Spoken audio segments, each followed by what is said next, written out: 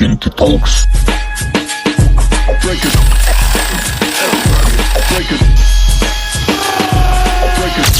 Salam Orxan bəy, xoş gəldiniz. Salam, xoş gördük. Memarlıq daxildən gələn bir məsələdir, yoxsa xüsusi bir təhsil tələb edir?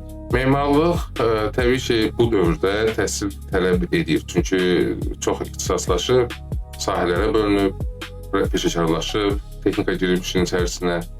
Amma o demək deyil ki, memarlıq təhsili olmadan bu işi görmək olmaz. Çünki tarixdə bəzi nümunələr var. Düzdür, həmin o nümunələr daha çox 20-ci əsrə aid insanlar, memarlara aiddir. Həmin dövrdə o qədər də kompleks deyil idi, indiki. Amma tarix boyu elə memarlar var ki, təhsilini alırlar. Lap qədim dövrdə də belə götürəndə dərinlənmiş təhsil yoxdur. Amma indiyə qədər əsərləri qalmış memarlardır. Yəni, yarı-yarıya baxmaq olar bu məsələyə. Amma 20-ci əsrin tələbi odur ki, öyrənəsən, daha çox bilik sahib olasan və texniki tərəflərinə hakim olasan. Ola bilər ki, təhsili yoxdur, hansısa bir dizaynerin yüngül bir təhsil götürüb hansısa bir kursda, amma çox gözəl zövqü var. Amma ola bilər ki, hansısa bir dizayner yüksək yerlərdə təhsil alıb, daxili bir zövqü yox, istedadı yoxdur. Kurslar məsələsi belədir ki, hansısa bir proqramları öyrənmək, o demək deyil memarlığı öyrənməkdir. Çünki proqramlar ərsəyə gətirdiyin memarlığı vizuallaşdırmaq üçün lazım olan alətlərdir. Amma memarlıq sadəcə karandaş bir kağızdan da ibarət ola bilər. Hansı ki, hətta buna kağız memarlığı deyirlər. Kağız üzərində olan memarlıqlar da var ki, məsələn, 20-ci əsrdə yenə də daha çox idi. Futuristik, uçan, qaçan belə bir formaları ancaq kağız üzərində saxlayırlar. Buna memarlıq deyilir. O demək deyil ki, memarlıq sadəcə tikilmiş binalardan ibarət. Memarlıq bəlkə də bir şəhərin içərisində olar. Memarlıq bəlkə də bir insanın xəyalında ola bilər. Onu heç kəs görməz. Memarlıq böyük bir məfhumdur. Bayaq qeyd elədiyiniz kimi, daxildən gələn, onu yaratmaq, üzə çıxartmaq. Hə, onu üzərində işləmək lazımdır, onu daxildən çıxartmaq lazımdır. Bu, bütün yəqin ki, sənət sahiblərinə aid olan məsələdir, təkcə memarlığa yox. Bax, burada əsas məqam olur ki, memarlığın o incəsənət tərəfini də fərqlənir. Əgər incəsənət tərəfini görmədən, onu bəsləmədən, böyütmədən, onun qayğısına qalmadan, nazını çəkmədən memarlıqla məşğul olsa, daha çox olacaq texniki bir iş, daha çox olacaq inşaat işi. O memarlıq olmayacaq. Ona görə təsadüfi deyil ki, belə bir yanaşma var ki, inşaatla art birləşəndə memarlıq olur. Mühəndisliklə art birləşəndə memarlıq olur. Belə bir yanaşma. Yəni, memarlıq həm mühəndis tərəfi var, həm incəsənət tərəfi. Yəni, siz özünüz belə deyək, uşaqlıqdan istəmirsiniz bu sənəti, özünüzdə görmüsünüz, ya sonradan təsadüfi olub seçim eləmişsiniz? Deməzdim ki, uşaqlıqdan, çünki mən universitetə qədər heç memarlığı tam dərk eləmirdim ki, nədən ibarət. Hətta belə bir düşüncəm var idi ki, tikilmiş binaları sahibləri özləri qərar verir, bu hansı dizaynda olsun. Dizayn sözünün də fərqində deyildim. Son dövrlərdə, son 15-20 ildə bizim dilimizə bu qədər yatırım olmağa başlayıb, amma ondan əvvəl yox idi ki. Biz bilmirdik ki, memarlıq nə cür ərsəyə gəlir. Və düşünürdüm ki, özü, sahibkarın özü və ətrafı qərar verirlər ki, bina nə cür olmalı. Bu cür yalnız bir düşüncəm var idi, amma peşəkar memarlıqla məşğul olmadan sonra gördüm ki, belə hallarda var əslində. Memarsız iş görmələr, öz başına qərar vermələr, dostlanışın fikrinə görə dizayn məsələlərində belə deyək, radikal qərarlara vermək bu real həyatda baş verirmiş. Peşəkar olmadan. Sizcə Azərbaycanda memarlığa və dizaynerlığa yetəri qədər dəyər verilirmi? Bizdə belə bir usta psixologiyası var ki, deyir, dizaynera bir ətək niyə pul verirsən, misal üçün. Ondansa mən sənə özüm dizaynı qəşən verirəm və özüm təmir eləyərəm. Və yaxud da ki, sən istədiyin bir şəkli seç, həmən şəklə uyğun mən sənin evi təmir edeyim. Təbii ki, müqayisədə baxıram mən belə məsələlərə. Düzdür, bu konkret bir cavab vermir. Məsələn, elə ölkələrlə müqayisə edə bilərik ki, oradan qat-qat yaxşı. Elə ölkələrlə müqayisə edə bilərik ki, konkret. Yəni, bunlar konkret olaraq yaxşı və yaxud pis demək olmaz. Amma hər halda, mənə görə cəmiyyətin ən böyük problemlərindən biri odur ki, öz memarını tanımamaq. Necə ki, musiqiçiləri tanıyırıq, şairləri tanıyırıq, yazarları, rəssamları qismən tanıyırıq. Amma memarlar haqqında demək olar ki, məlumatsızdır. Əslində bu ən yaralı yerlərindən biridir cəmiyyətin. Çünki bir növ Əslində bu da hardasa təsəvvür edin bir hansı rəssamın özünü və işlərini tanımaq, onun işlərinə baxıb həzz almaq qədər vacib olan memarlıq ki, məsələn, hansısa bir elita memarları tanıyır, onların işlərini tanıyır, yeni layihələrini izləyir, görək növbəti layihəsi nə olacaq, bir növ fanatlıq yaranır. Yəni bu incəsənətdə ayrılmaz bir şeydir. Hətta incəsənət və idmanda var belə fanatizm. Düzü, fanatizm yaxşı bir səslənən söz deyil, amma hər halda kimsə tanımaq, pərəstiş eləmək, onun işlərini izləmək. Memarlığa bu çox az sirayət. Başqa ölkələrdə, inkişaf edilmiş ölkələrdə o bir mərhələdir, o bir leveldir. Bizdə hələ geri qalıb da belə deyək. Təəssüf ki, cəmiyyət çox da tanımır. Bu təbii ki, cəmiyyəti qınamalı deyil, memarların özündə də günah var müəyyən baxma, amma hər halda ideal cəmiyyət odur ki, o həm də memarlarını tanımış olsun. Və bu onda həmin o cəmiyyətdə memarlara qarşı tələbat yaratmışıq. Tələbat dediyim, yəni tələb qoymaq məsələsini üzə çıxardır və tələblər qoyulduqca da həmin ölkənin memarlığı daha da inkişaf etməyə başlayır. Məsələn, bugün bir memar Azərbaycanda biabırsı bir layihə eləsə, ondan qorxursun ki, heç kəs bilməyəcək. Adı heç arada hallanmayacaq. Evet.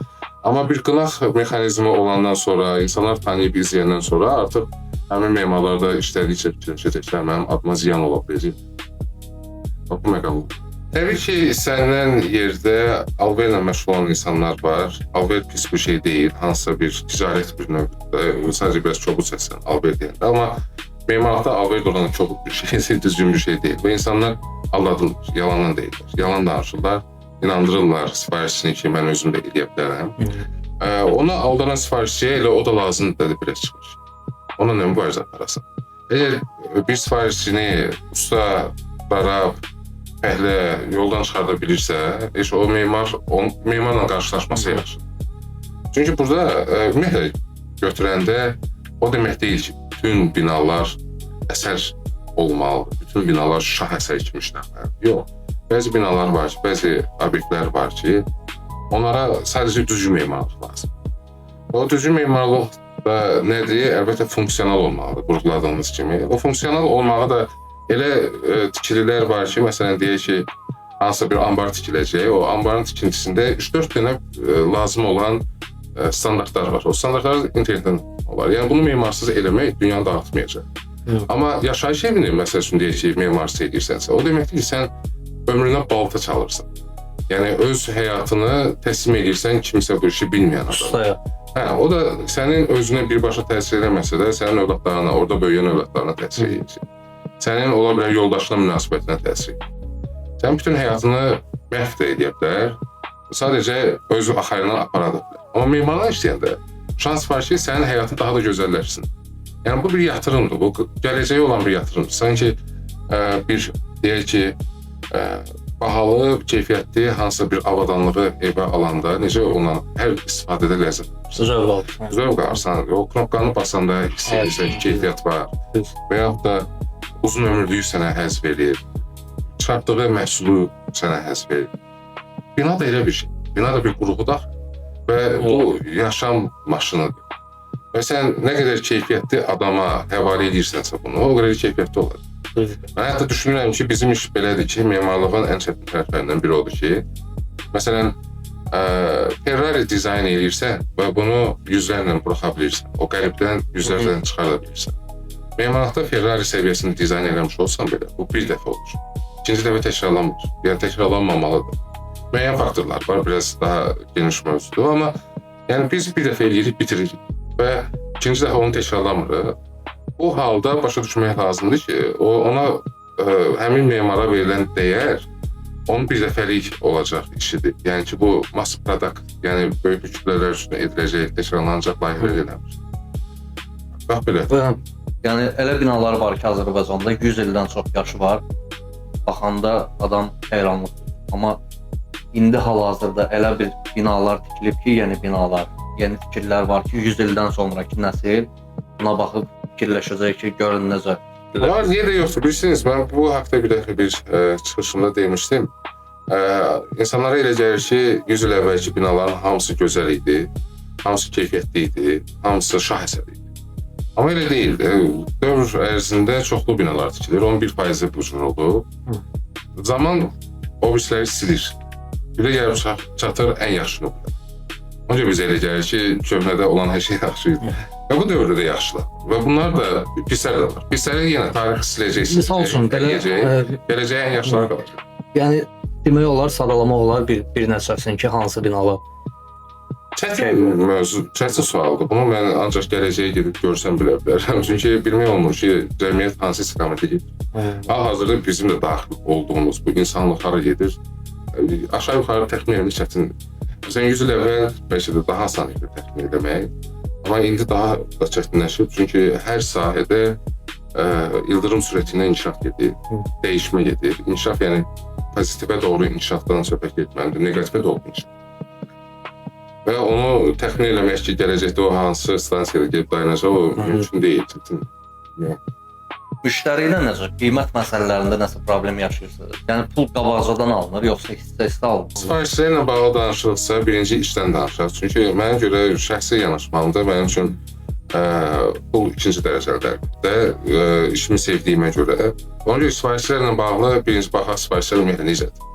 Azərbaycanda ən böyük problemlərdən biri də odur ki, sifarişçi problemi. Bax, son illərdə mənim qənaətə gəldiyim bir mövzu var ki, memarlıq işi bitəndən sonra onun 50% memarında, 50% sifarişçinin idi.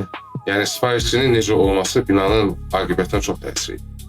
Elə birinci sifarişçi özü gəlir memar. Burada memar sifarişini tapmır ki.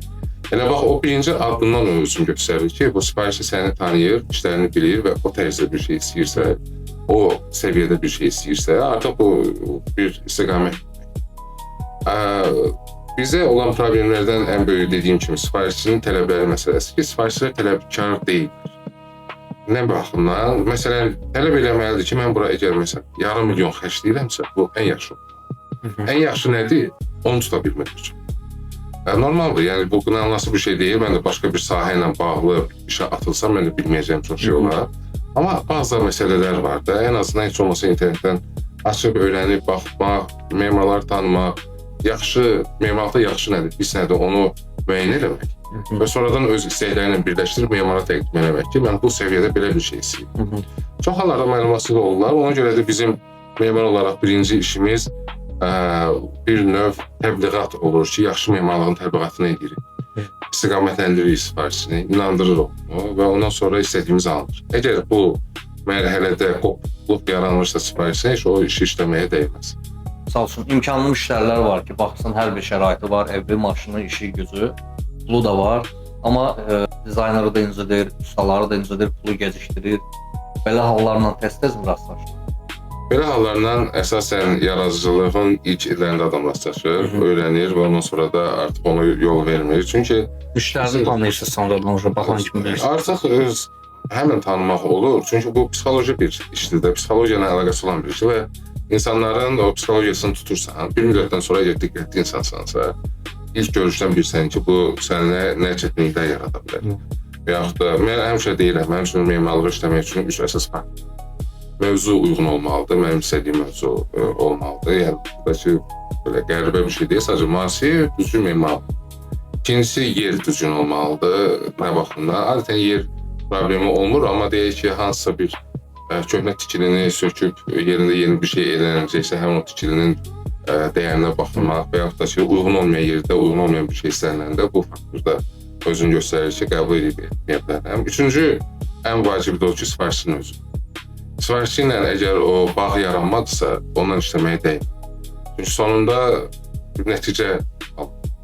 O sifarişçinin də necəliyini görmək hər insana görə dəyişə bilər. Mənə görə odur ki, əsas səmimi olmağı, sadə olmağı, nə istədiyini bilən olmağı. Çox vacibdir ki, nə istədiyini bilən olmağı. Olub ki, məsəl üçün, sadə, səmimi, gözəl insanlar olublar, nə istədiyini bilməyiblər. Bu çox çətinə salır, prosesi çox. Ona görə, əvvəlcədən gərək sən o psixologiyasını tutasan ki, bu adamla işləmək olar, yoxsa işləmək olmaz. Belə bir məsələlər olur ki, misal üçün, müştəri sizdən dizaynını öyrənir, alır dizaynı, özü həyata keçirdir, özü təmir edir, sizdən xəbərsiz və ödənişini sizə eləmir. Bilirsiniz, o artıq memarın bir növ belə deyə, avtoritetindən asılı olan bir şeydir. Sən əgər özünü dəyərsiz bir memar kimi təqdim edirsənsə, o hallar baş verə bilər. Yox, dəyərli bir memar kimi təqdim edirsənsə, o da sənin göstərir işlərin, işlərə yanaşmağın. Onda o tərzdə insanlar gəlin başa düşürlər ki, yox, bu adam bana aldatmaq olmaz. Mümkün deyil. Həm də ki, Amma rastlaşanlar olur da o hallarla. yəqin ki olur, bazar böyükdür. Yəni memarlıq bazarı, dizayn bazarı Azərbaycanda çox böyükdür və hər segmentdə insanlar var. Təəssüf ki, yaxşı adlandırdığım segment çox balaca qismdə, amma var. Memarlıqda, dizaynerlıqda, yəni bu sahədə yaxşı bir iş var, yoxsa sadəcə prestij iş var? Memarlıq həmişə gələcək sahə kimi görsənir kənardan, amma daxildən elə deyil. Çünki bunun xərcləri çox. Xərclər nədir? Məsələn, bax elə ən vacib odur ki, burada elə bir məsələ yoxdur ki, mən sistemi qurum özü işləsin. Burada 100 ildə işləsən, 100 ildə sən o işin üstündə durmalısan. O işin, bütün işlərin belə də hamısını daxilindən keçirməlisən, nəzarət eləməlisən, düzgün əməkdaşlar tapmalısan, onlara düzgün tapşırıq verməlisən, düzgün yoxlamalısan. Ofis xərcləri, əməkdaşların xərcləri, digər xərclər və s. onlar gətirir, axırda ona çıxardır ki, sən ömür boyu işləyirsən, o işin qarşılığında aldığın məvacib o qədər də wow bir şey olmur. Amma dolandıra bilər, yaxşı yaşaya bilərsən, orta segment bəlkə biraz daha üstü kimi yaşaya bilərsən. Amma milyoner olmaq və s. çox da rastlaşdığımız Təsadüf olan bir şeydir. Çox hallarda ümumiyyətlə dünyada ən belə də məşhur memarların tarixlərinə baxsaq, onların çoxusu zəngin ailələrdən çıxmışlar bunlar. Və ona görə də onların qazanc problemi olmur deyə onlar çox vaxt yaradıcılığa birbaşa fokus olurlar. Ona görə bu Qadın memar da vardı. Nə idi o? Çoxdur. Zaha deyirsiniz. Çoxsu var elə. Yəni ümumiyyətlə memar üçün o böyük bir şansdır ki, sənin maddi belə deyək, sıxıntıların olmasın, ehtiyacların olmasın, sən fokus olasan öz yaradıcılığına. Amma bizim böyüdüyümüz şərait, cəmiyyət, ölkə elədir ki, biz məcburuq həm biznes tərəfini bunu idarə edək, həm yaradıcılıq tərəfini idarə edək. Bu da Azərbaycanda işləməyə çox çətinləşdi. Yəni dünyada da belədir, amma bizə xüsusilə belədir. Çünki sən həm olmalısan yaxşı biznesmen, həm də yaxşı yaradıcı bir insan. Bizdə dizaynerlar var ki, hansısa kursdan təhsil alırlar, otururlar hansısa bir restoranda notlar qoyurlar qabaqlarına, başlayırlar şəkil çəkdirməyə, sosial şəbəkələrdə bunu paylaşım eləməyə, özlərini bahalı telefon, bahalı maşın, özlərini samballı göstərirlər, iş tutmaq üçün, iş qazanmaq üçün. Amma gəl ki, gördüyü iş hələ bir keyfiyyətli iş deyil. Mənə görə və yaxud da hamı üçün belədir ki, hansı belə də məntiqli düşünə bilir, analitik düşünə bilir. Bu işdə vacib olan görüntü yox, portfolyodur. İşlərin toplusudur. Mən həmişə onun tərəfdarıyam, həmişə dediyim, təbliğ elədiyim məsələdir ki, portfolyo memarın şəxsiyyətidir. Sən portfolyoya baxıb onun bütün simasını görə bilirsən, içini görə bilirsən. Nə qədər bu işi canı yanıb yandırmadığını görürsən. Təəssüf ki, yenə dediyim o sifarişçilərin çox vaxt yaxşını pisdən ayıra bilməməsi məsələsinə görə onlar portfolyoya baxıb qiymət verə bilmirlər. Xarici görünüşə baxıb qiymət verirlər. Yenə də deyirəm, həmin sifarişçilər üçün elə həmin adamlar lazım. Keçmək istəmərəm ki, o adamlar yoxa çıxsın və həmin sifarişçilər bizə yönəlsin. O müştəriyə uyğun dizayner, memar sayılır onda, belə Təbii ki, hər tələbə uyğun tip memar tapmaq olar yəqin ki, Azərbaycanda artıq. Belə, yəni ki, segmentləşib. Ustalarla necə problem yaşayırsınız? Olur belə bir vəziyyət, ustalarla problem yaşayırsınız. Yəqin ki, Azərbaycanda ən aktual məsələlərdən biridir. Usta adı sözü, usta sözü çox mötəbər bir sözdür. O, yəni, ustalıq ən yuxarı bir mərhələdir. Hətta bəzən bəlkə də tarix boyu usta memardan daha üstün belə ola bilərdi və yaxud da memar özü elə usta ola bilər. Əslində düz deyirsiniz, düz vurğuladınız ki, usta sözü böyük sözdür. Türkiyədə misal üçün usta bildikləri şəxs özlərindən yuxarıda gördükləri, ustad kimi bildikləri əslində yeni kökdür. Onlar misal üçün yüksək gördüyü şəxsə usta deyirlər. Bəli, usta, yəni bu mötəbər bir şeydir. Ona görə işte o problem yaradan o dəyişik var, onlara usta deməyə bir adam gəlmir. Amma bizdə o problemdir də, belə deyil. %90 problemdir. Böyük problemdir. Çünki baxın, yenə də aldadan və aldanmağı istəyən insanlar. Biri var aldadılan, belə də pis vəziyyətdə düşən insanlar. Bir də var aldadılmağı istəyən insanlar da var. Onları o boşluğu görüb, o boşluğu dolduran belə deyək, maşinliklər də var. Aldadırlar, öz belə də dilə tuturlar, edirlər. O harda qırılır, hansı ki peşəkar adamdan onlar üz-üzə gələndir. Bizim də başımıza gəlir, inşaatlarda oluruq, inşaatları özümüz nəzarət edirik. Mən inşaat aparmağın tərəfdarı deyiləm, inşaat işini götürməyin tərəfdarı deyiləm. Çünki o çoxlu başqa şeylər tələb edir, hansı mənim maraq. Çox çətin işdir. Çətin işdir, amma çətinliyinə görə mən qorxmuram onun. Yəni əsas o bilirsiniz, vaxt olub ki, mən bir layihədə 500 nəfərə qədər bir insanın hansı iş görəcəyinə qərar verici bir şəxs olmuşam. Plus onların vaxtında işləməsini təşviq edən tərəf olmuşam. Görmüşəm ki, bu elə bir şeydir ki, mən gəlib memarlıq boyun qurağa, oturum inşaatda bu işlə məşğul olum. O yəni seçimim deyil. Baxmayaraq ki, inşaatda təbii ki, qazanc memarlıqda daha... Amma yenə də marağında deyiləm onu.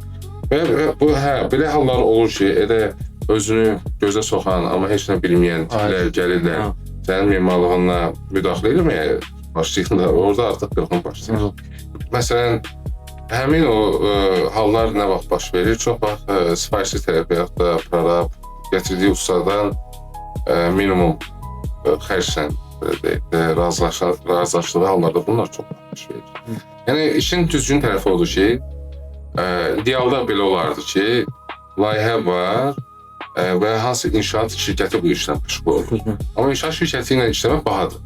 Bahadır dediyim, bizim üçün baha görsənir, amma dünya ilə müqayisədə əslində normal qiymətlər var.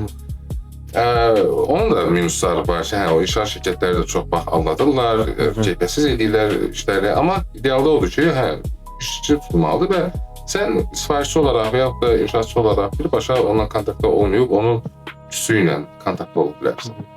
Azərbaycanda elə deyildi. Azərbaycanda mən özüm də bəzən olur ki, hansısa bir təmir işini özüm üçün görəcəmsə, segmentlərə baxırsan ki, birinin verdiyi qiymətlə o birisinin verdiyi qiymət arasında 2-3 dəfə. 2-3 dəfə fərq balaca bir şey deyil. Yəni 15-20% fərq olsa başa düşüləndir. Amma 2-3 dəfə fərq o deməkdir ki, aşağı verən çox aşağı səviyyədə işləyir. Yuxarı verən bəlkə normal ola bilər. Və mən öz təcrübəmdə həmişə çalışmışam ki, qiymətcə bahalı olanlara meyl edeyim. Və o həmin vaxt elə problemlər yaşamır. Onların nəsillərində heç kəs ürəyimizdə getmir. Onlar sağlam olur.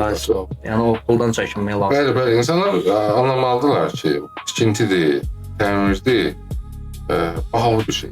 O prosesin özü çox bahalı. Və başqalarla apar-pulta ki, o udacaq, heç gözə görsənməyəcək. Ona görə ucuza qaçmaq o daha da bahalı edir də, məsələn. Yəni o ucuz ətin şorbası olmur. Düzdür, elədir. Xüsusilə tikinti və memarlıqdır. Çünki burada görsənməyən çoxlu qatlar var. Ola bilsin, son qatı əla işləsinlər, amma o son qata qədərki olan yerlərdə alışmış olsun. Sizə görə Azərbaycanda ən zövqsüz binalar hansılardır? Yəni sadalaya bilərsiniz bunları? Bilmək olur. Onun üçün verilişin podkastın vaxtı çatmaz. Yəni çoxdur da, belə bir neçəsini çoxdur, əlbəttə. Elələr var ki, məsələn, sirr açayım, bizim memarlarla qrupumuz var və həmin o qrupa bəzi həmin nümunələri atırıq və kultura şoku, yəni mədəni şok yaşayır. Prosta prikol da belə deyək. Yəni o qədər elə nümunələr var ki, sadəcə gülüb keçməklə kifayətlənə bilir ki, neynəsən? Çox pislər, əlindən atıb pis. Onu saymaqla bitməz, çoxdur.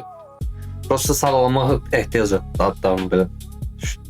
Yəni ehtiyac həmən ağlıma gəlmir, amma yəni istəsən sizə bir siyahı çıxarda bilərəm ki, buradan 50 bilə qədər gedər dosya.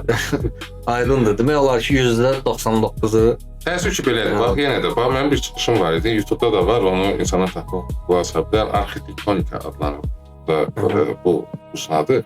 Orada dediyim məsələ odur ki, hər bir memarlıq əsər olmaq məcburiyyətində deyil, amma memarlıq olmaq məcburiyyətindəyir. Yenə deyirəm, məsələn, bax, xarici ölkələrə gedəndə mən özüm fikir verirəm ki, tanınmış adlı sanlı ölkələrdə belə və ya şəhərlərdə belə. Bəzən görsən ki, eybəcər binalar var, hətta bəzən şəhər salmada problemlər görə bilirsən. Hər memarlıq yaxşı deyil ki, o. Amma yəni, bu demək ki, bizdə də olmağı normaldır. Sadəcə faiz nisbəti var. Bizə uyğunsuz memarlıq nümunələri və şəhər salmada olan problemlərin faiz çoxdur. Bəzi yerlərdə nisbətən az. Amma o demək, elə bir şəhər yoxdur ki, hər şey yaxşı olsun. Bütün binalar yaxşı olsun. Yenə deyirəm, memarlıq əsər olmasa belə, memarlığın o bazı tələblərinə cavab verməlidir. Bu da ki, çətin bir şey deyil. Sadəcə o cəmiyyətin o səviyyəsi ora gəlib çıxmalıdır ki, o default deyilən, sıfır nöqtəsindən sonra heç olmasa bu işləri görsünlər. Ondan aşağı yox. olsaydı. Afrem evləri necə trenddir, yoxsa həqiqətən keyfiyyətli ev sayılır? Tələbat var mı? Yəni belə deyək, bir müddət geniş yayıldı Afrem evlər, indi də tələbat var. Rayonlarda, Qəbələdə, Qusarda, Lerikdə, Bakı kəndlərində, yəni Afremlər yetəri qədər var. Amma baxırsan ki, yay ərəfələrində çatdırma olunur. Müştərilər tələb eləyir Afrem ev, amma gündəlik belə deyək. Amma nə qədər axtarsalar da tapa bilmirlər. Bilirsiniz, memarlıq və trend sözləri yan-yana gəlməyən məfhumlardır. Çünki memarlıq trend harda olur? Trend məsəl üçün ola bilər fashionda, geyimdə. O da olsun, çünki mövsümi olaraq dəyişilə bilən bir şeydir bu. Məsələn, 17 yaşında payız ayında hansı paltar giymiş adam yadında deyildi. O gəlib gedən şeydir. Amma memarlıq elə deyil, memarlıq qoyursan qalır. Və çox uzun illərlə qalır. Ona görə o trend olan və trend dəyişəndə o artıq getdikcə insanı qıcıqlandırmağa başlayır o memarlıq. Ona görə memarlıq trendi izləməsin. Dövrünü əks etdirsin, bu başqa şeydir. Amma trendi olmaq, o memarlığa yaraşmayan bir şeydir. Süni intellekt necə gələcəkdə memarları əvəz eləyə biləcək? Gələcəyi bilmək çətindir bu sahədə. Çünki son 3-4 ildir biz tanışıq bu məfhumla və hər ildə bizi təcrübələndirməyə davam edir. Amma indiki halda heç bir təhlükə və qorxu yoxdur. Çünki bilirsiniz, bunu müqayisə eləsək, kompüterin gəldiyi dövrdən o vaxtda elə bir fikirlər var idi ki, memarlar məsələn, çirkojniklər deyilən, o bütün günü çizimlərlə məşğul olan insanların sayı azalacaq və sayı, amma yox, formasını dəyişdi. Onlar artıq kompüterdə bu işləri görməyə başladı. Süni intellekt ondan daha çox nəsə verir, amma ilk dövrdə insanları da aldadır. Həm pis tərəf odur ki, universitetlərə girib süni intellekt və çox var, mən tələbələrlə işləyirəm, müəllim kimi işləyirəm və onların işlərini bəzən sezirəm o məsələni və məyus olur. Və düzgün yolu göstərməyə çalışıram ki, hal-hazırda süni intellekt yaxşı şeydir. Mən özüm gündəlik olaraq istifadə edirəm. Sadəcə nə cür istifadə edirəm? Nə vaxt ki, mən artıq hər şeyi beynimdə həll eləmişəm, eskizlərimdə həll eləmişəm, hətta bəzi proqramlardan keçirmişəm, müəyyən bir formaya gətirmişəm. Ondan sonra yekunda, təqdimat üçün onu istifadə edə bilərəm. Amma heç nə beyində olmadan, o formalar, fəlsəfə, memarlıq olmadan süni intellektlə prompt yazmaqla eləsəm, o məni şikəst edir. O məni səhv iskan. Yəni insan beyni ilə süni intellekt eyni deyil. Süni intellekti də yaradan insan beynidir. O insanın verdiyi effekti süni intellekt verə bilməz. Belə. Təbii ki, bilirsiniz, mən inandığım məsələ odur ki, bəzi binalara baxanda görürsən ki, onun ruhu var, bəzilərine baxanda görürsən ruhu yoxdur. O da nədən irəli gəlir? Memar çalışdığı zaman həmin o binanın, layihənin üzərində işləyəndə öz ruhundan bir parça onu üfürməlidir, verməlidir. Verəndə o cür ruhlu görsən. Yox, əgər verməsə o ruhsuz olar. O qaldı. İnsana öz ruhundan üfürüb, insan mükəmməl olub. İnsan da düz vurguladınız, öz ruhundan ona üfürür. Təbii ki, yaradan, yaratdığı nəsnəyə, bu Allah səviyyəsində də ola bilər, bu insan səviyyəsində də ola bilər. Öz ruhundan verməlidir də, ki, o canlı olsun, canlandırsın. Yoxsa ruhsuz qalacaq. Və insan hətta çox hallarda bunu bacarmadığı halda onu digital nəsə bir rəqəmsal hansısa bir platforma hər nəsə bunu necə edə bilər? Hər şey edə bilməz. Gələcəkdə necə formalaşacaq onu demək çox çətindir. Belə adından uyğun olduğu kimi süni intellekt süni şəkildə olar. Bilirsiniz, süni intellekt yamsılayır, hər şey yamsılayır. O hər şey sifarası yaratmır. O bütün dataları yığıb, o bütün datalara sahib olmaq insanın bacarmadığı bir şeydir. Heç vaxt ona bir sahib olmayacaq. Onun üstünlüyü odur. Və çıxartdığı məhsul da daha çox insanların insanları yansıtmaq. İnsanlardan yığdığı datalar. Bəzi sənət növlərində bu şey yarayır. Məsələn, mən də ilk əvvəllər fikirləşirdim ki, süni intellekt heç vaxt yaradıcının qabağını keçə bilməz, amma bir tədbirdə belə bir hadisə baş vermiş ki, caz tədbiri idi və peşəkar cazmenlər oturmuşdular. Aparıcı sual bir oyun kimi apardı ki, gəlin iki cür musiqi qoyacağıq. Biri süni intellektlə olacaq, biri insan əməyi ilə dərsəyə gəlmiş olacaq. Bir neçə ilə dalbada qoydular. Və demək olar 80% səhv bildilər ki, süni intellektlə insanı qarışdırdılar. peşəkarlar. Və ondan sonra başa düşdüm ki, musiqidə ola bilsin ki, elə bir səviyyədə ki, onu tutmaq olmur.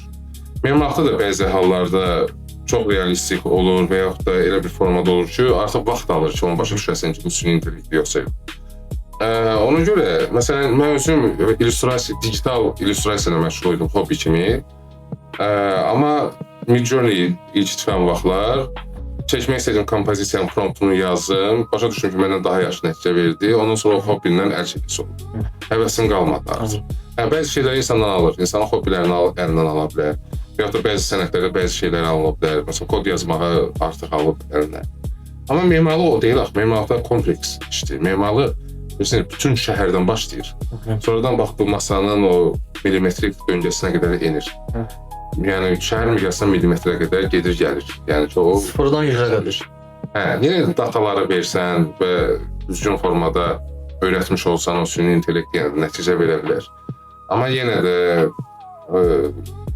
hal-hazırda yox, mümkün deyil. Çünki hələ o qədər inkişaf verdiyi nəticələr də peşəkar adam üçün baxanda görürsən ki, o qədər də güclü nəticələr deyil.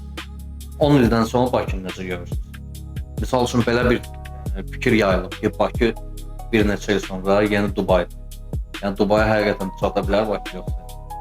10 ildən sonra təxmin eləmək olar Bakı necə olacaq. Mənə daha çox maraqlı dünyada 500 ildən sonra Bakı necə olacaq. Təzə Dubay deyirlər, belə deyək. Dubay istəsə də Bakı çata bilməz. Həmişə elə bir fikir var insanlarda ki, Bakı Dubaya oxşuyur, özə bəyənməyərək deyirlər. Mən Dubaya səfər edəndən sonra başa düşdüm ki, Bakı heç vaxt Dubaya çata bilməz. Yəni bilirsiniz nəyə baxımdan? Memarlıq və şəhərsalmanı qoyaq bir kənara. Rifah baxımından deyək, insanların üzü gülmək baxımından deyək. Yəni coğrafiyası qəliz bir yerdir, tarixi kökləri olmayan bir yerdir, amma maraqlı bir konseptdir, şəhər konsepti. Xoşbəxtlik üzərinə qurulmuş, rifah üzərinə qurulmuş bir konsept. Estetik baxımdan olsa yenə də çata bilməz. Çünki Dubayda olan dövriyyə, inşaatda, memarlıqda olan dövriyyə Azərbaycanda o qədər də yox. Düzdür, Azərbaycanın böyük, geniş miqyaslı tikintilər gedir. Qarabağda, Bakıda, başqa şəhərlərdə, amma Dubay başqa bir spesifik bir şey. Dubaya çata bilməz. Bir mənalı olur. Amma nədə? Dediyim kimi, bax bu digər məsələlərdə tarixlə bağlı baxsaq, yox, əlbəttə Bakı miqyasında xeyli tarixi dərinlikləri olan memarlıq nümunələri var, şəhər var, qısaltı var. Demək ki, bu müqayisəyə gəlməz. Müqayisəyə gəlməyən iki şeyi necə müqayisəyə gəlir? Yaxşı, vizualdırsa, yenə də çatır. İndustriyadırsa, sənayedirsə, yenə də çatır. Tarixçə hə çatır. Və yaxud da nə bilim, başqa nə ilə çatar. Amma Dubay çox olmasının bir zamanda hazır olan şəhərdə, belə deyək, sünnülük var bu şəhərdə. Oranı bir neçə il içində hazır elədilər, düzə çıxartdılar, halbuki ora səhralı deyil. İndi burada, belə deyək, buranın ondan üstünlükləri də var, Bakının üstünlükləri də var. Şəhərlərin təyinatları var da, haradasa. Bu şəhərlər qurulanda olmur, amma təyinatlaşır. Məsələn, tarix görmək istəyən Romaya gedir. Get Romaya. Nə bilim, 1000 illərlə qalan nələrsə gör. Amma gedib əylənmək istəyirsənsə və yaxud da xidmət görmək istəyirsənsə və yaxud da üzü gülər xidmət sektoru görmək istəyirsənsə, get Dubaya. Bilirsiniz, onları müqayisələşdirmək və ən yaxşı şəhər çıxartmaq düzgün deyil. Baxın, onun təyinatı nədir və sən ondan gözləntin nədir? Tarix görmək istəyən Dubaya getməsin. Amma digər turizm şəhəridir də belə. Turizm şəhəridir. Maraqlı çoxlu şeylər var orada. Orada maraqlı yoxlaya biləcəyin təcrübələr var. Ki, sən onu başqa şəhərlərdə tapa bilmərsən. İlkini orada tapırsan. Sonradan yarana bilər. Ən hündür binanı sən başqa harada görəcəksən. Yəni, onu baxıb wow eləmək istəyirsənsə, hə, o da adır. Amma tarixi nəyəsə gəlib Korizəyə baxmaq istəyirsənsə, get Roma. O insanların üzünün gülümsəməyi də yəqin ki, maddiyatla bağlı olan bir şeydir. Yəni, maddi sıxıntı yoxdur orada. Bu şəhərin insanlarında maddi sıxıntı yox. Ona görə gözləri gülür. Şəhər sakinlərini hələ qoyaq bir kənara. Orada əsasən işçi sinifi, mən işçi sinifi ilə müqayisə edirəm də. Yəni milyonerlərlə yox, işçi sinifi ilə müqayisə edirəm ki, onlar hamısı hərəsi bir ölkədən gəlmiş insanlar kimi görünür. Elədir də və baxırsan ki, hamısı ən aşağı sinif işçinin belə üzü gülür. Rifah var. Bu memarlıqdan da dəyərli bir şeydir, şəhərsalmadan da dəyərli bir şeydir. Təbii ki, memarlıq, şəhərsalma buna təsir edir. Amma bu başqa bir sistemdir. O, bəzi şeyləri bilmirəm. Bu başqa bir qatda olan bir sistemdir, hansı ki bizim ona hələ ki çatmağımız görünüş yaxın vaxtlarda olmayacaq. Təəssüf ki. Amma təbii ki, bütün dünya, ölkələr, dövlətlər hamısı buna can atırlar ki, o rifaha çıxsınlar və sonunda insanlar xoşbəxt yaşasın. Yəni burada Bütün şəhərlərdə hər cür kriminal var, sadəcə faiz dəyəri məsələsi var. Arxa tərəfləri mən bilmirəm, olmamışım müxtəliflər. Amma o da seçimdir də. Seçilməsi məcbur edirəm ki, sən get, arxa küçələrə gir, amma sağ çıx. Yəni, yox, yaşayışa görə deyirəm. yaşayış tərəfdən yenə də o yerli cəmaatdır, gəlmələr də ki, bir ümidlə gəlirlər ora. Onlar sevincə olub gəlirlər. Hə, mən bura gəldim, biz də hər yaşayıram, biz də hər dolanırım. Öz yerində də ondan daha pis imiş ki, orada qalır da. Kim məcbur edirəm, pis şeylər. İstanbulda memarlıq sahəsində daha çox orada abidələr var, tarixi yerlər var. Amma bizim illər çıxmış orada gəzəndə Qız Kulesi, Taksim və maksimum Ayasofya'da gəlib şəkil çəkdirmək üçün Çindən gələn, Yaponiyadan, Qərbdən gələn turistlər əsas tarixi yerləri gəzir, memarlıq olan yerləri gəzir. Bilmirəm, hamının adından demək çətindir. Yəni üstünlük də ümumi götürəndə, fərdi yanaşsa sözsüz ki, yəni mənzil də tarixi yerləri gəzmişim orada. Turistdən heç nə gözləmək olmaz ki, sən hansı sözünü apar. Turistdir, o əsas turistdən gözlənti odur ki, pul gətirsin ölkəyə və iqtisadiyyata xeyri olsun. Təbii ki, dağıtmadan, korlamadan. Amma İstanbul nümunəsində, ümumiyyətlə İstanbul super şəhərlərdən biridir və mənim ən sevdiyim şəhərlərdən biridir.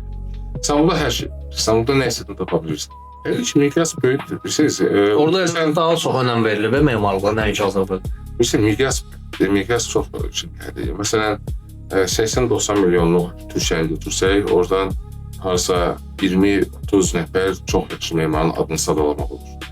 Azərbaycanda 10-11 milyon civarı insan var. Təəssüf ki, 5 barmağın 5-ini də dolduracaq qədər yaxşı memarın adını saymaq olmur.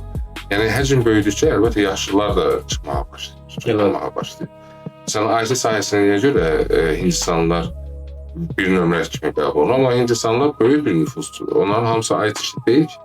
Bəziləri o nüfusun içərisinə çıxmalıdır. Onlar da üstünlər Amerikaya və yaxud da freelance kimi və yaxud da məsafədən işləyən kimi öz yerlərində işləyirlər. Yəni, böyük kütlə içərisində yaxşıların sayı çox olur. Amma faizə baxmaq lazımdır orada məsələ. Məsələn, faizlə götürsək, bəlkə də Hindistanın ümumi əhalisi ilə müqayisədə IT işçiliklərin, IT sahəsində olanların sayı faizinə görə bəlkə Azərbaycan onlardan çoxdur. Yəni, burada faiz olunur. Azərbaycanla müqayisədə ancaq yəqin ki, eyni nüfuza və yaxud da oxşar həcmli ölkəyə sahib olan ölkələrlə müqayisə eləmək olar.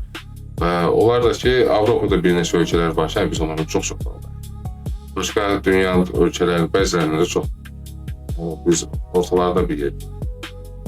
Amma potensial odur ki, biz Avropa səviyyəsinə qalxa bilərik. Sadəcə o potensialı...